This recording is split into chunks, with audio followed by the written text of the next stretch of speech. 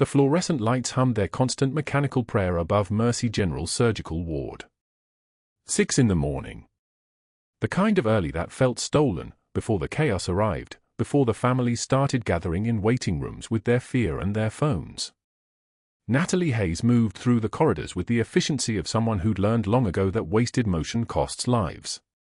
Her scrubs were navy, standard issue, loose enough to conceal the network of scars that mapped her ribs and left shoulder like a topographic chart of places she'd promised never to remember. The slight limp in her left leg, barely perceptible, a favoring that most people mistook for the wear of 16-hour shifts, was actually the gift of shrapnel that had embedded itself 2 millimeters from her femoral artery 20 years ago in Kandahar. The surgical team had pulled 17 pieces out. The 18th was still there, too close to risk removal. She'd learned to walk around it. In room for 12, Mr. Reeves was sleeping, his foredrip running clear fluid at 125 milliliters per hour. Natalie checked the line with fingers that knew exactly what they were feeling, the firmness of the angiocath needle, the absence of infiltration, the temperature of the saline as it ran into his vein. Her hands moved with a kind of precision that seemed disproportionate for someone simply changing a bag of for solution. Most floor nurses worked with competence. Natalie worked like she was inserting a chest tube under fire, every motion economical, every angle calculated for maximum efficiency and minimum trauma. She'd been at Mercy General for 3 months now. 3 months of keeping her head down, her hand steady, her voice soft when she spoke to the attending physicians. 3 months of being just another aging nurse in a system designed to elevate the young doctors and age out the experienced ones who might question protocol. Down the hall, in the break room, she hung her jacket on the metal hook beside her locker at 6:13 a.m. For exactly 2 seconds before she closed the door, the inside lining of her jacket was visible. The faded unit patch was sewn deep into the fabric, so weathered that the colors had nearly disappeared into gray and brown. A single silver trident surrounded by wings, visible only if you knew to look.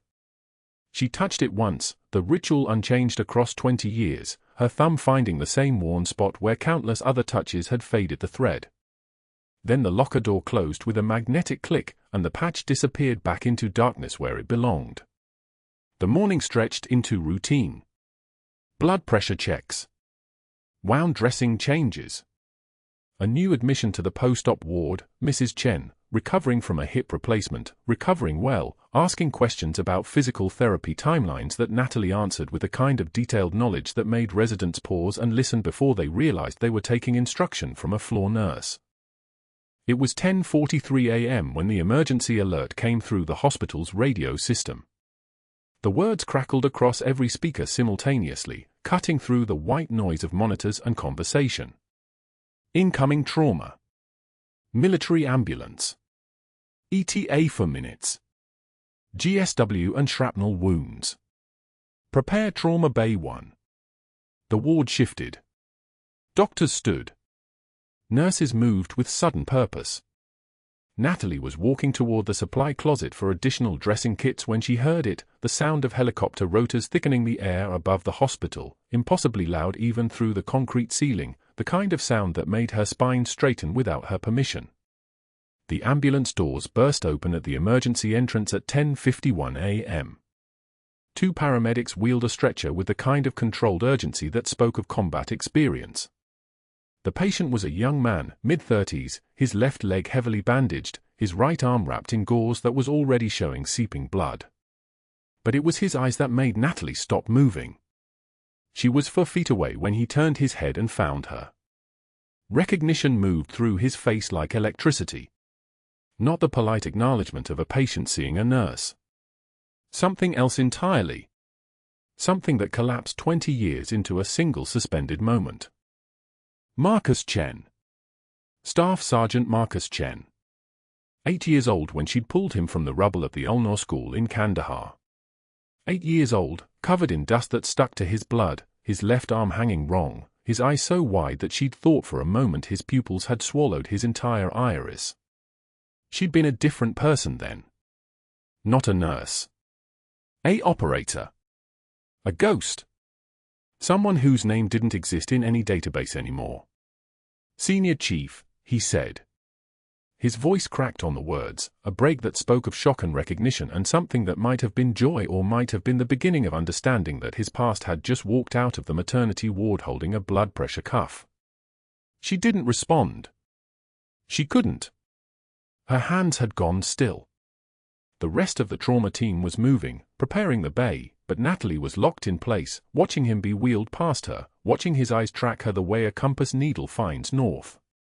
The charge nurse, Rebecca, called out orders. Natalie, get the level 1 rapid infuser set up. We need 2 units of O-negative prepped. Trauma Bay 1, now. Natalie moved.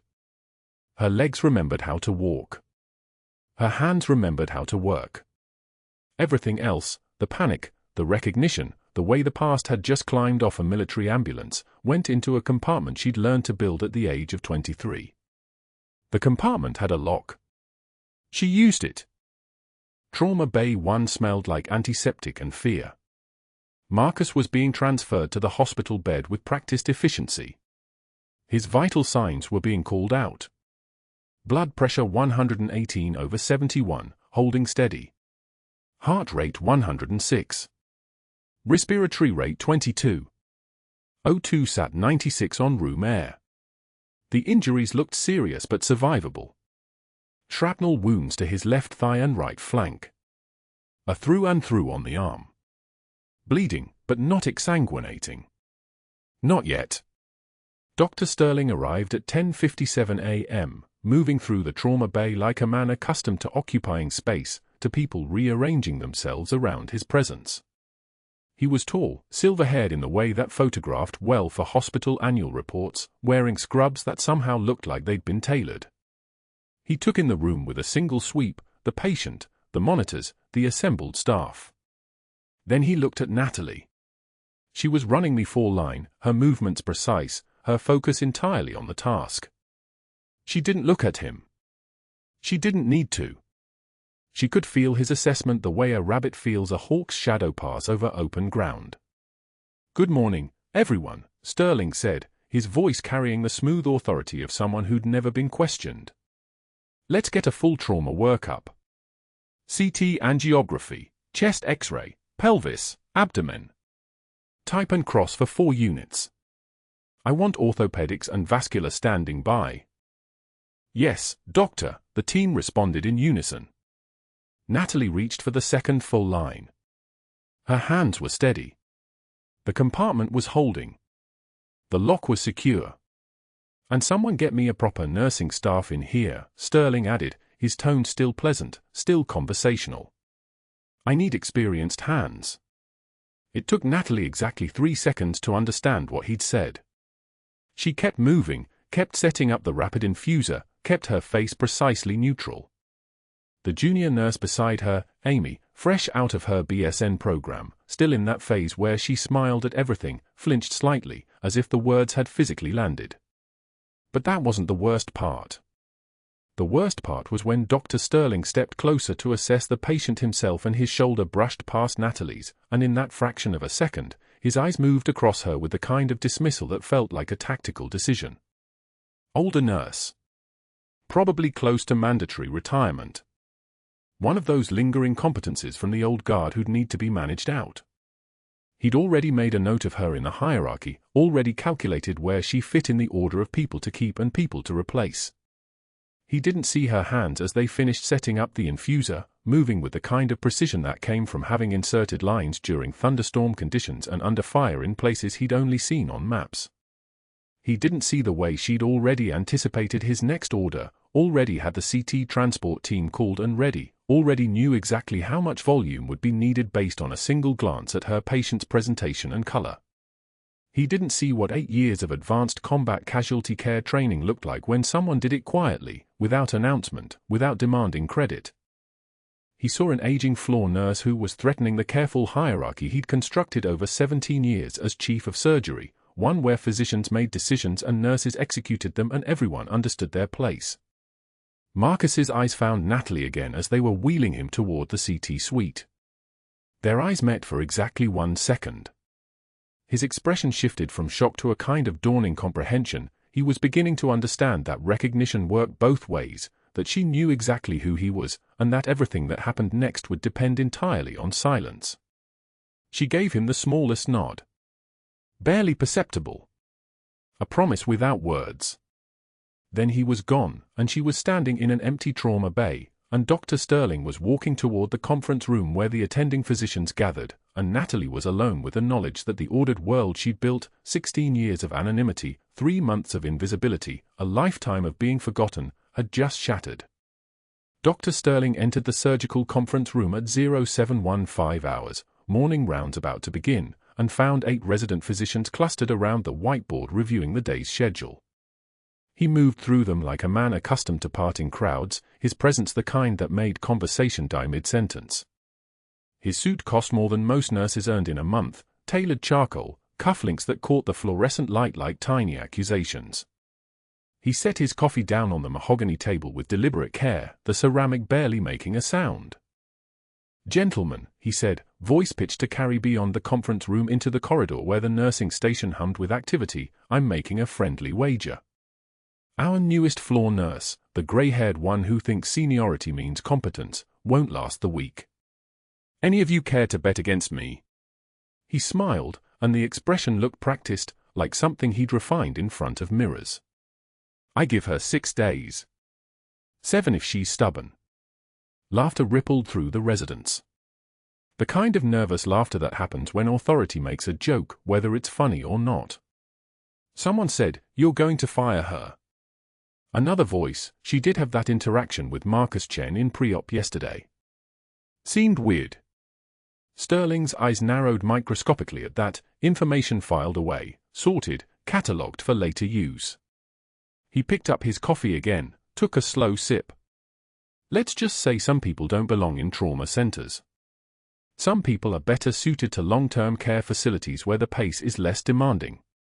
I'm simply accelerating the inevitable. At the nurse's station 40 feet away, Natalie Hayes heard every word. She didn't look up from her charting. Her pen continued moving across the patient assessment form, vitals recorded at 0710, post-op wound check completed, medication administration logged. Each line of text was steady, deliberate, the handwriting of someone with nothing to prove. Her hands did not shake. Her jaw did not clench visibly, though a muscle along the hinge tightened by perhaps a millimeter.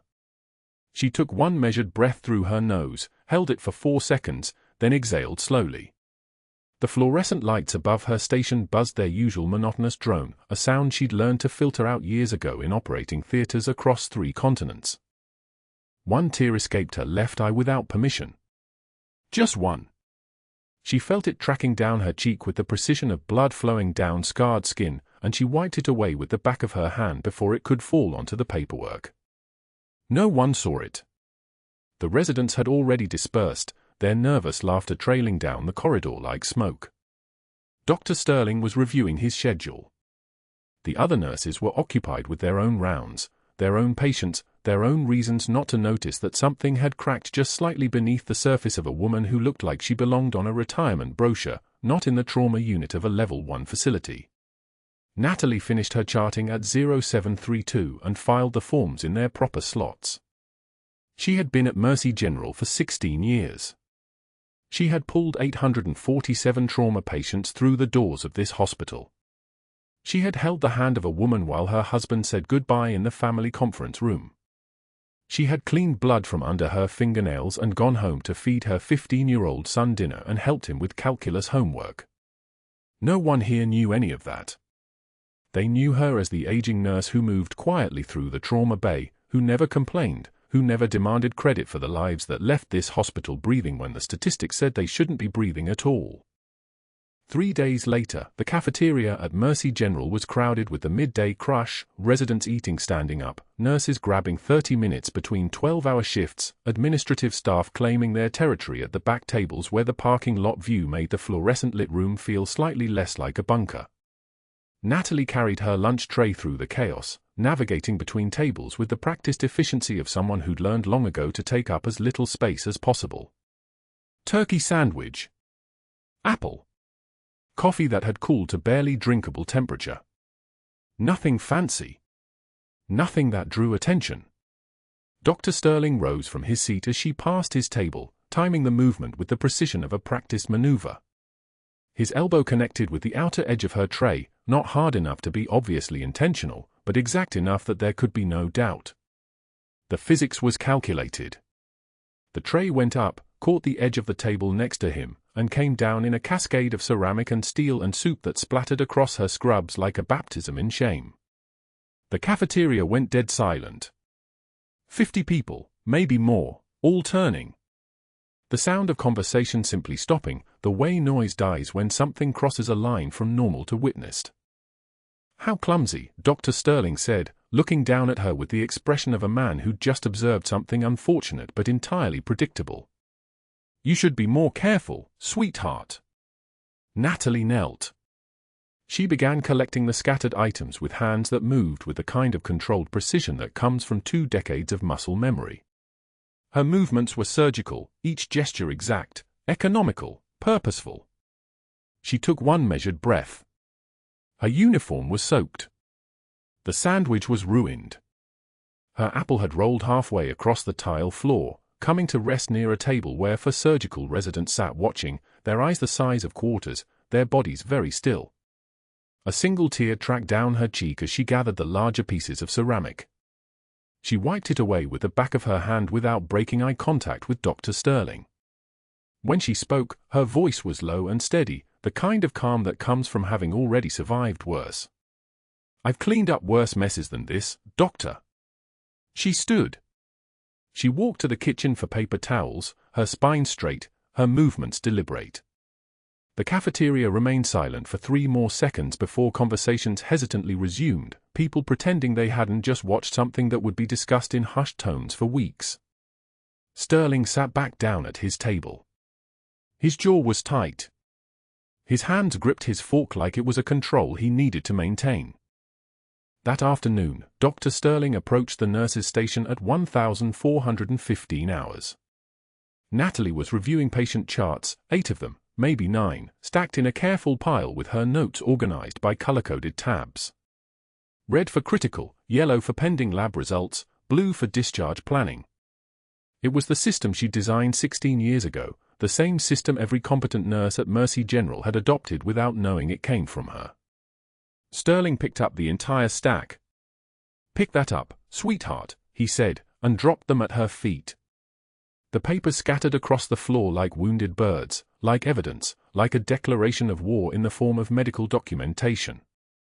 "And next time, use the proper color-coding system. Or can't you follow simple instructions?" The other nurses at the station froze. One of them, Rebecca, who'd been there since the morning shift started, looked like she wanted to say something.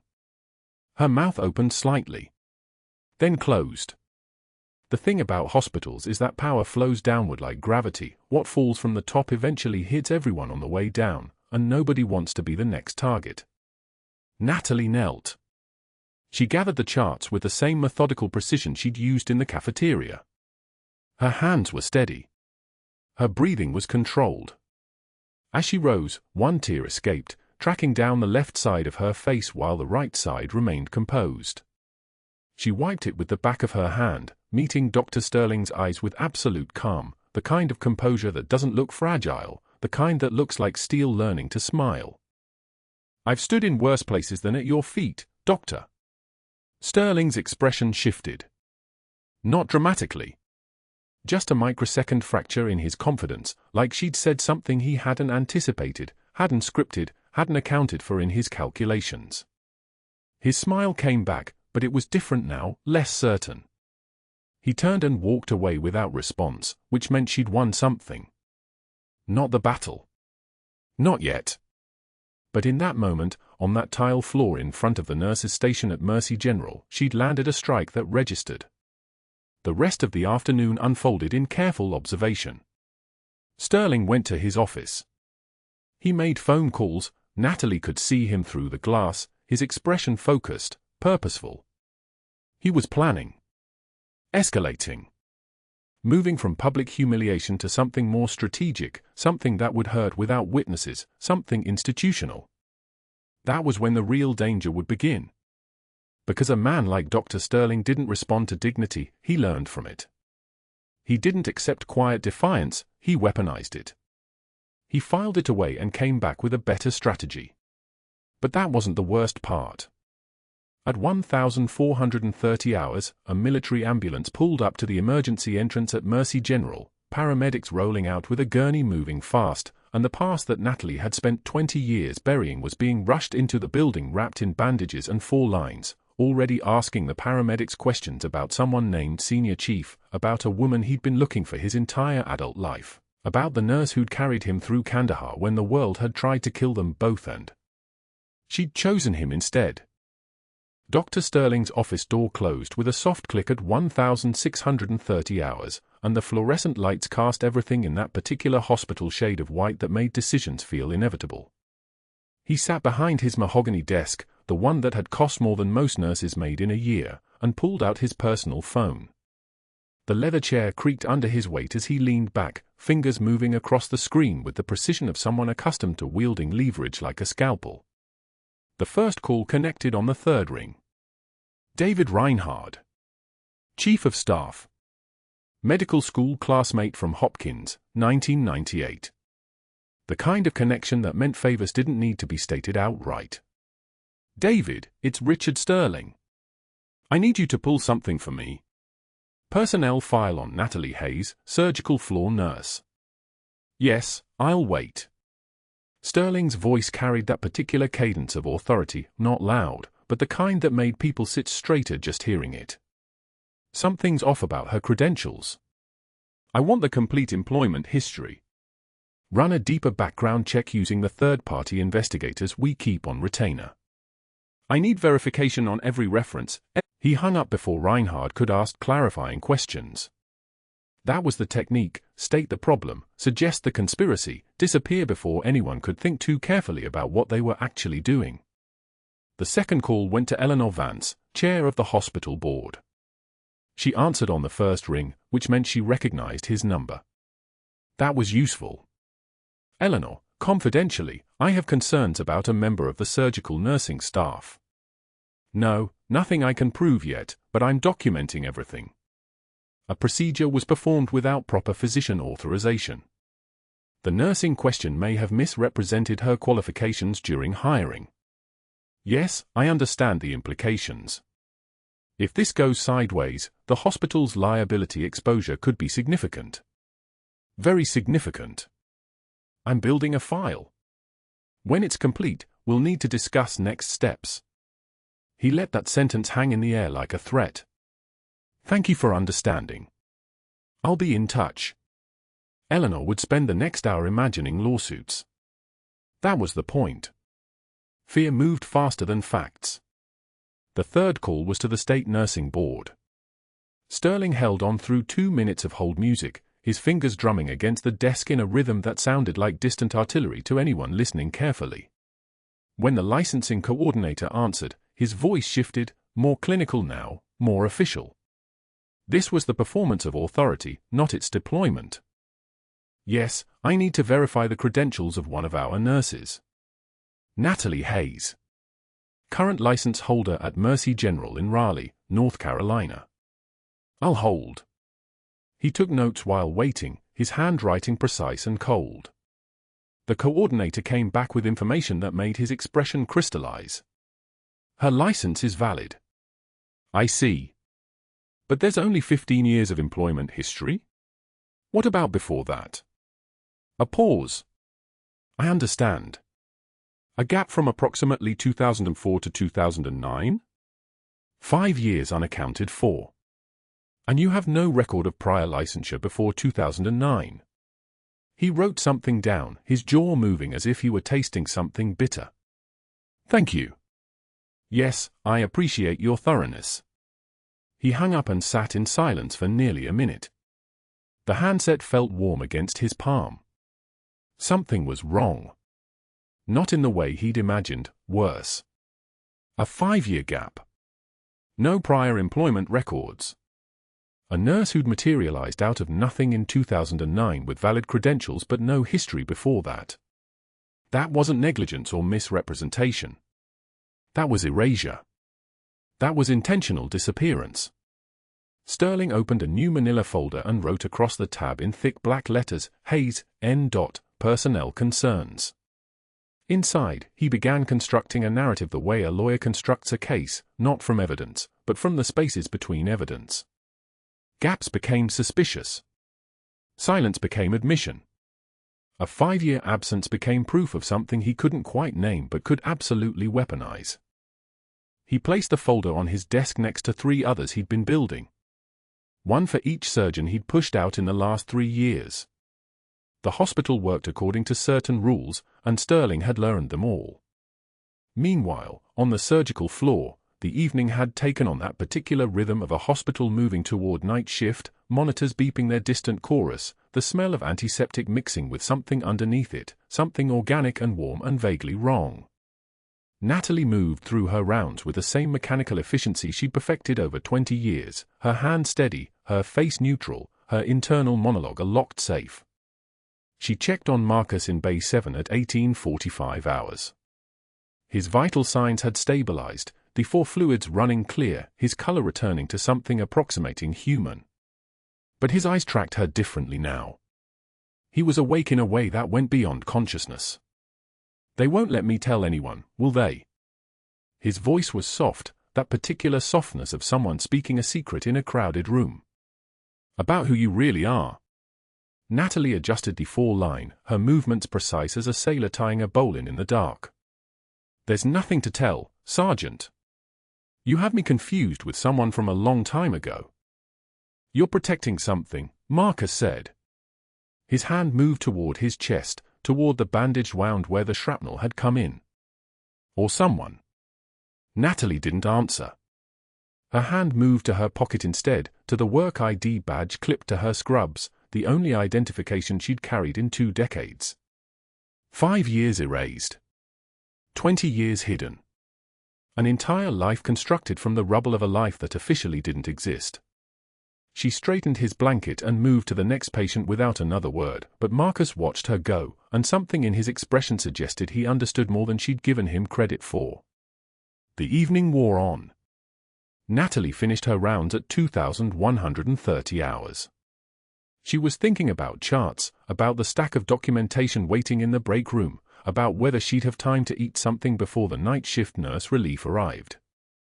She was thinking about anything except the future, which was a habit she developed the way other people developed coffee addictions. At 2,203 hours, Marcus's monitors spiked like a seismic event. Heart rate, 142. Then 155. Then 168. Blood pressure, 98/52. Then 94/48. Then 87/41 and dropping like a stone through still water. Natalie heard the monitor alarm from the medication station, and something in her nervous system shifted from hospital nurse to something older, something that recognized the rhythm of systems failing and moved accordingly. She was in Bay 7 in 8 seconds. Marcus was sitting up, his hand clutched against his chest, his breath coming in tight gasps that sounded like someone trying to draw water through a straw. His lips were taking on a pale blue tint, cyanotic, and his eyes were wide with the particular terror of someone whose body was betraying him in real time. "Can't breathe," he managed. Natalie didn't call out. She moved. Her hand was already reaching for the wall phone, her voice crisp and controlled. Trauma Bay 7. Possible cardiac tamponade. Hemodynamic instability. I need the on-call physician and a crash cart. Now. The nursing station responded through static. Dr. Morrison is at St. Luke's across town. ETA 23 minutes. Trauma surgeon is in OR for 20 minutes out. 23 minutes. Marcus's blood pressure was in the 80s. His heart rate had climbed to 178. The monitors screamed their electronic panic, and the sound filled the entire surgical floor like an alarm that everyone could hear but no one could answer. Natalie's hands moved on muscle memory, on something deeper than training. She was thinking about fluid compressing the heart, about pressure building in the pericardial sac, about how much time a human body had before the pressure became absolute and the heart simply stopped pumping because it had nowhere left to beat. "Get me a crash cart," she said to the nurse who'd appeared in the doorway. "And a 14-gauge angiocath needle. Now." "What are you?" the nurse started. "Now," Natalie said. The word came out with a weight that made the younger woman stop asking questions. Marcus looked up at her, his eyes desperate and clear. "You know what's happening to me?" "Yes," Natalie said. She was already moving, her hands preparing the injection site, her mind running through the procedure like a prayer: second intercostal space, midclavicular line, careful angle, listen for the hiss of air escaping, know the difference between coming home and coming too late. "You've done this before," Marcus said. It wasn't a question. "A long time ago," Natalie replied. "In a place that doesn't officially exist." She reached for the needle, and the room went absolutely quiet except for the monitors and the sound of her own breathing and something underneath it all, the sound of a decision being made that would change everything that came after. Everything that had been hidden was about to become visible. The needle was in her hand. Her hands remembered exactly what to do. The monitor flatlined at 2,147 hours. One long, terrible tone that cut through the ward like a blade. Marcus Chen's blood pressure had collapsed to 58/31, his oxygen saturation dropping from 94 to 71 in under 4 minutes. Natalie was at his bedside before the alarm finished its first wail. She'd been checking vitals in the adjacent room, pure chance, pure muscle memory that kept her moving through the unit at exactly the right moment. The night shift charge nurse, Patricia, stood frozen at the medication cart. The on-call surgeon, Dr. Morrison, was en route from a procedure across town. ETA, 20 minutes. Marcus didn't have 20 minutes. His eyes were open but unfocused, that particular glassy stare that meant his heart was drowning in its own fluid. Natalie's hands were already moving before her mind had finished assembling the clinical picture. Cardiac tamponade. The shrapnel had done more damage than the initial imaging suggested, a slow bleed into the pericardial sac, and now the pressure was crushing his heart's ability to pump. Every second of delay made it exponentially worse. She didn't speak to Patricia. She spoke to the room with a voice that came from somewhere deeper than her throat, a voice like a tank engine idling in a garage, authority so absolute it made the fluorescent light seem to dim. Echo cart. Pericardiocentesis kit. Move now. Patricia's hand started moving automatically before her conscious mind caught up. That's a physician procedure, Natalie. You can't. He has 5 minutes, Patricia. Maybe 4. Move. The charge nurse was already running. She didn't ask again. Natalie's hands assembled the sterile field with terrifying efficiency. 14-gauge needle. Aspiration catheter. Syringe. The kit was designed for a physician team with overhead lights and backup personnel. She had one nurse at a distance and a patient whose vital signs were decelerating toward nothing. She prepped Marcus's chest with betadine, the antiseptic smell sharp and chemical, cutting through the sterile smell of the unit. Marcus's eyes found hers. He tried to speak. She pressed one hand against his shoulder and didn't let him waste energy on words. Trust me, Marcus. Like Kandahar. The portable echo cart rolled in. Patricia was breathing hard, her hand shaking as she positioned it. Natalie guided the probe across Marcus's chest, her eyes reading the grayscale image with the fluency of someone who'd done this in field hospitals and combat zones. The pericardial sac was like a balloon full of dark fluid, compressing the right atrium, destroying the physics of his circulation. The image told the whole story in 3 seconds. She'd seen variations of this in 20 years of careful forgetting. She marked the insertion point, beneath the xiphoid process, angling toward the left shoulder. Everything she was about to do was coded into her muscle memory so deeply that her hands would remember faster than her mind could warn her. She opened the kit with one smooth motion, no hesitation. Her hands moved like they were being played back from a recording, each motion fluid and certain. Stay still, Marcus. She advanced the needle. The syringe filled with dark, thick blood almost immediately. 60 cubic centimeters of fluid that didn't belong there.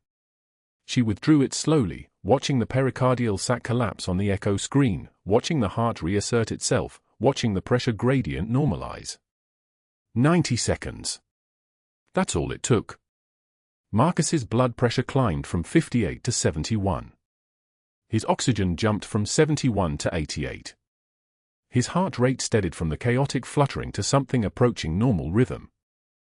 Sinus rhythm. The monitor's tone changed. The flat line became a heartbeat again, electrical, clean, alive. "You're good," Natalie said quietly. She was already prepping a smaller catheter to leave in place, securing the needle, adding a small bag of saline to keep the line patent. Her voice was so calm it sounded almost bored. "Don't move for 2 hours. Let me know if you feel pressure in your chest again." Patricia stared at her like she'd just watched someone walk into a fire and come out without a singed hair. "Natalie, what did you just?" "I documented the procedure. Heart monitor shows stabilization at 21:48. Pericardial effusion aspirated. Patient stable." Dr. Morrison arrived at 22:18, called to the unit by the charge nurse who was ethically and procedurally obligated to report what she'd witnessed.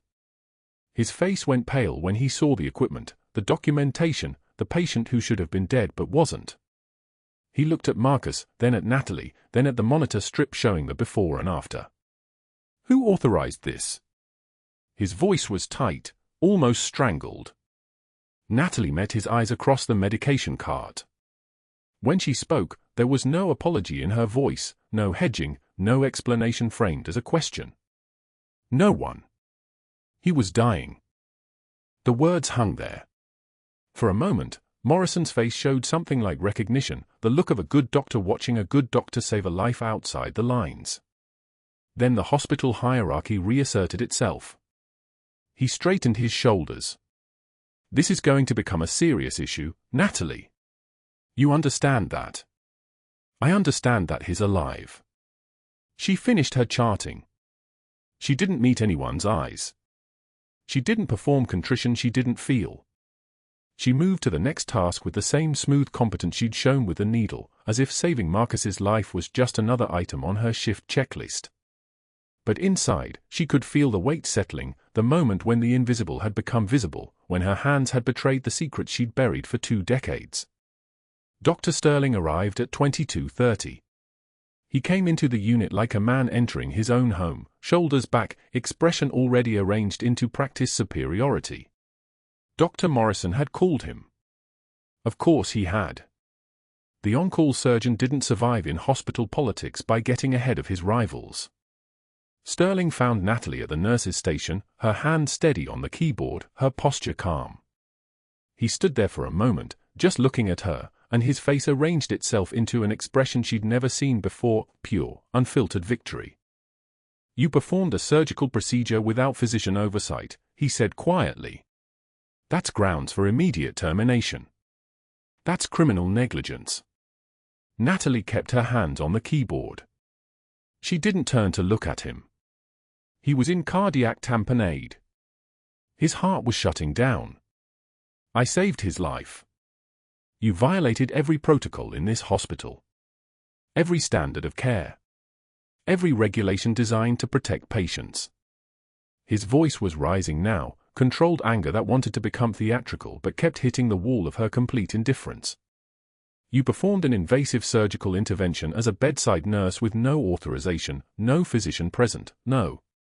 He's alive." The words were simple. The words were final. She said them the way someone might state a fact about the weather: rain is wet, he's alive, gravity works.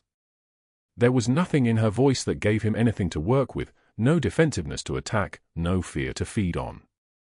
She was an empty room he was screaming into. He turned to the security supervisor who'd appeared at his gesture.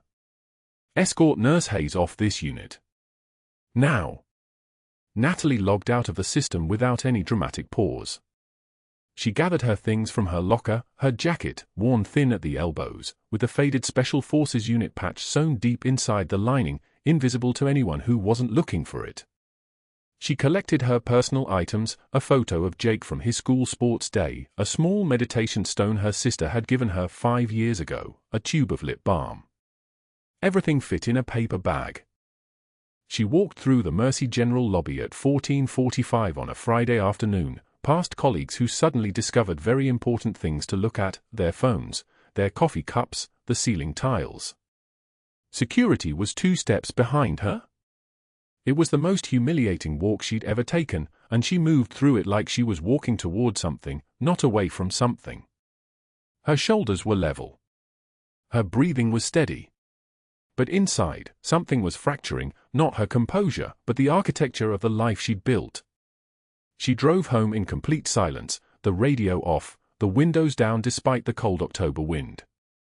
At 15:20, her car was in the driveway, her jacket was on the kitchen chair, and she was sitting at the table in her scrubs, staring at nothing. She didn't hear Jake come home from school. She didn't hear his backpack drop. She didn't hear his feet on the kitchen floor until he was right there beside her, and by then it was too late to compose her face, too late to arrange the mask. The tears had already started, not the single tear she'd allowed herself after Sterling's humiliations, but real tears, the kind that came from deep survival wounds, the kind that meant something fundamental had broken. Jake froze. "Mom." She couldn't answer. The composure that had held for 20 years, that had survived Kandahar and Sterling and every moment of calculated invisibility, finally went to ground. She was just a woman in scrubs at a kitchen table on a Friday afternoon, and her son was looking at her like she'd become a stranger. "Why are you home?" "I lost my job, honey." The words came out broken. "Today. They fired me." Jake sat down beside her, confusion and fear warring across his young face. "What happened?" "You didn't do anything wrong. You're the best nurse." "It's complicated."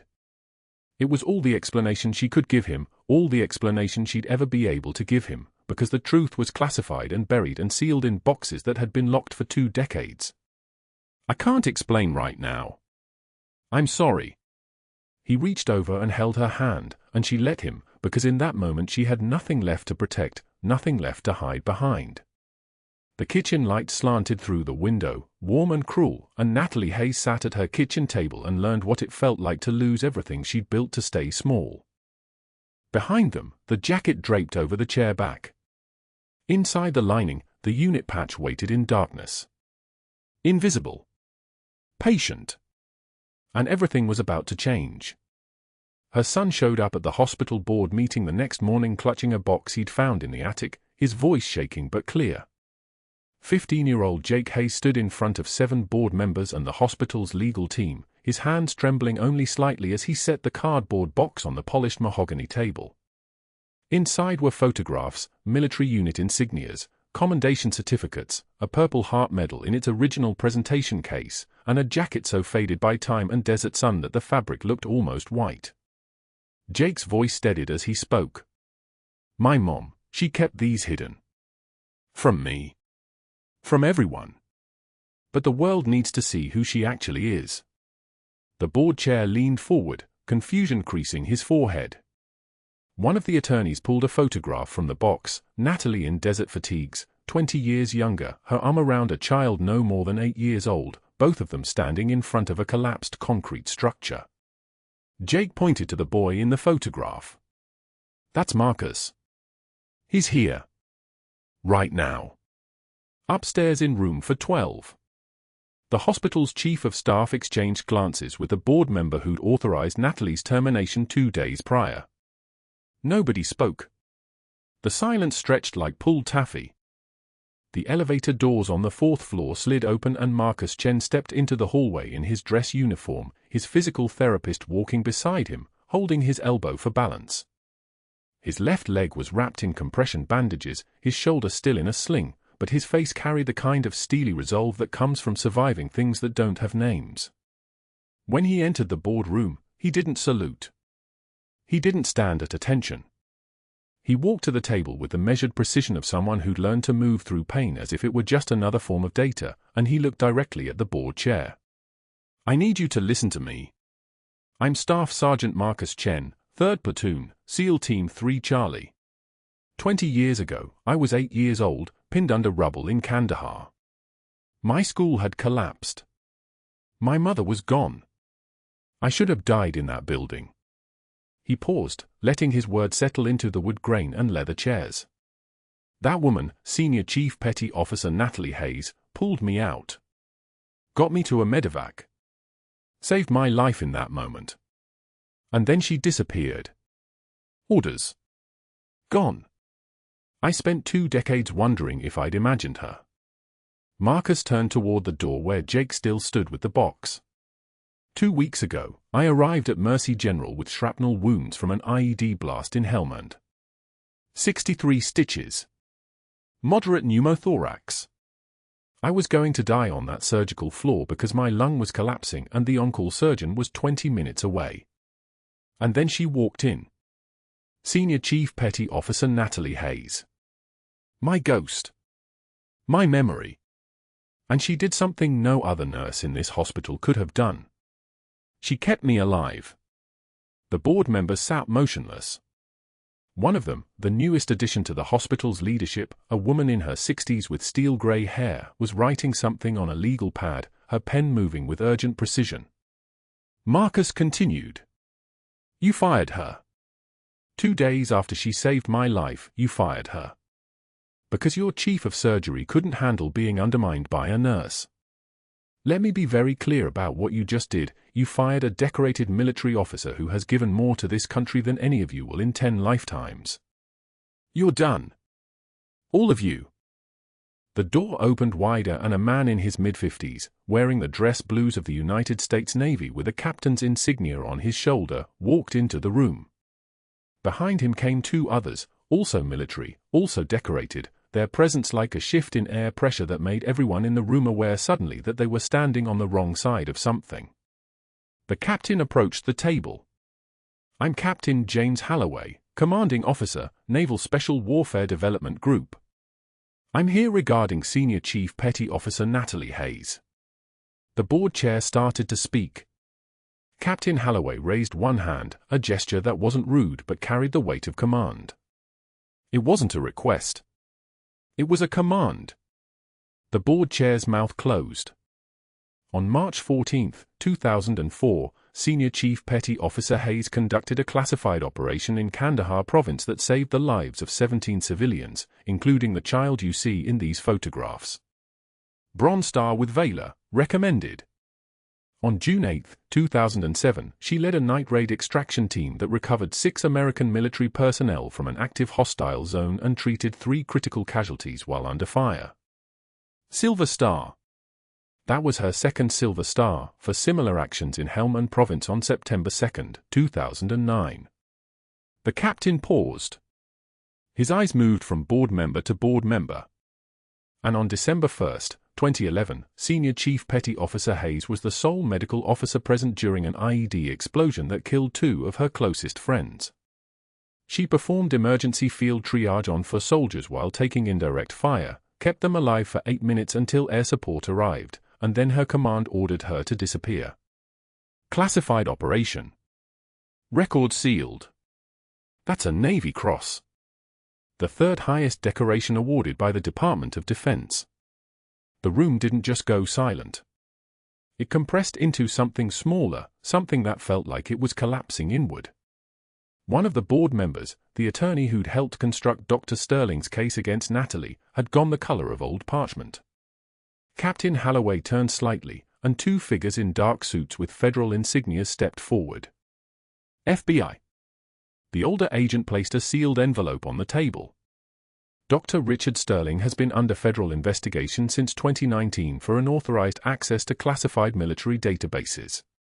This morning, we executed a search warrant on his home office and recovered evidence that he attempted to access sealed military records pertaining to Senior Chief Petty Officer Hayes on 4 separate occasions. Most notably, he attempted to fabricate court documents suggesting her medical credentials were forged in order to discredit her testimony regarding her emergency intervention. That's conspiracy, obstruction of justice, and falsification of federal records. The agent's partner produced handcuffs. They weren't for anyone in this room. Yet, The agent continued speaking with the measured cadence of someone who'd delivered this speech exactly the same way 300 times before. "We're preparing charges against Dr. Sterling. Unauthorized access to federal databases. Conspiracy to discredit a protected operative. Falsification of medical documents. Obstruction of a federal investigation." The agent paused. "He's being arrested as we speak. You'll see the news vans in the parking lot within the hour." The hospital's legal counsel started to stand. The FBI agent gestured him down with the same casual authority that Captain Holloway had used. "Don't.